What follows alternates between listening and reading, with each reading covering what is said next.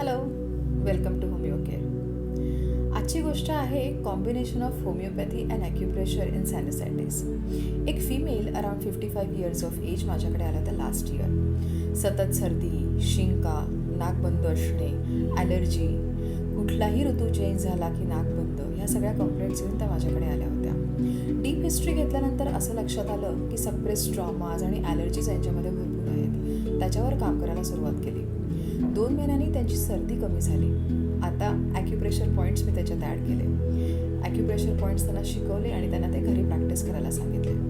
3ऱ्या महिन्यानंतर त्यांचं सगळी सर्दी, शिंका हे सगळं कमी झालं होतं. 4थ्या महिन्यात म्हणजे 3ऱ्या फॉलोअपला जेव्हा त्या माझ्याकडे आल्या तेव्हा त्यांनी स्वतःहून मला सांगितलं, आज मला कुठलाही प्राणायाम करताना अनुलोम विलोम असो, कपालभाती असो, मला काहीही त्रास होत नाही.